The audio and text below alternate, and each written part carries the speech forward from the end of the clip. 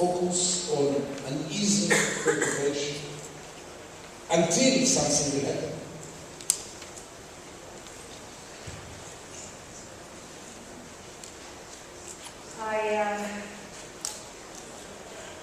There's no reforming an occupation, there's aborting it and stop, point, period. Do we think in the United States, as of we are today, the 21st century, as equal men and women, born under the eyes of God and under the law of humanity, we would accept segregation and a regime, occupation regime and apartheid for 5,000 miles away? Would we ever think today, or would we dare in the United States of America to say to African Americans or to Jews or to any other ethnic minority, you're lesser of a human being and you should accept it and you should basically live as a slave because this is what the majority wants. This is what one ethnic majority wants. Because this is what you're asking basically. This is what the majority of Israel is asking of us as Palestinians. I am ethnically Palestinian. I'm an Israeli citizen. I happen to be born Muslim. I have a Catholic daughter and a Jewish husband.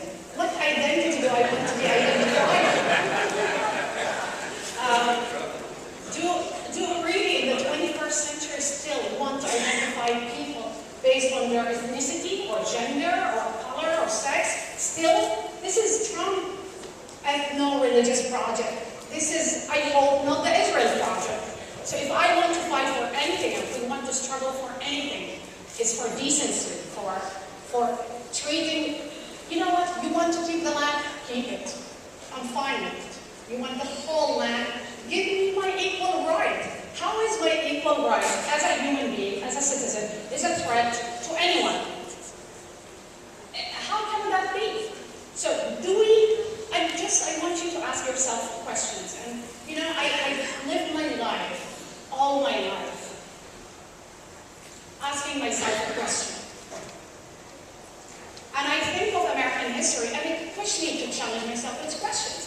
You know, one day people decided, okay, we will not have paid taxation without representation. And this was born the most eloquent idea, which was the Declaration of Independence. And then one day a black woman in a bus decided to ask herself a question. Why do I need to concede my seat to a man simply because he was white or ethnically different or superior? Do I need to set my agenda by some supremacist idea that was born somewhere in Europe and dominated and ruled and caused genocide? Is that the ethno-religious project we aspire to belong to? So when I get lectured on television about equality, why is equality such a threat to anyone? Why? I mean, we live in a period and an era where there's these forces that are rising, no doubt. They rose before, they were suppressed, and they're rising again. But I think we are even complicit, and we don't push back enough against these voices because somehow we are hostage of our fear. Our fear of what? You know, one of the Israelis, there was an Israeli, I think, politician, forgive me if I forget the name. He said, the world discriminated on Israel's behalf because of the Holocaust. Precisely because of the Holocaust, we need to hold Israel to higher standards, to a standard that Primo Levi used to call a real 21st century model of citizenship, where you're not judged based on who you are or your faith. Most European Jews want to be seen and wanted to be seen, first and foremost, as citizens, as European citizens. That model, they were rejected because they were pushed to be viewed as Jews through the prism of their ethnicity and religion. This is what's happening 5,000 miles away from here.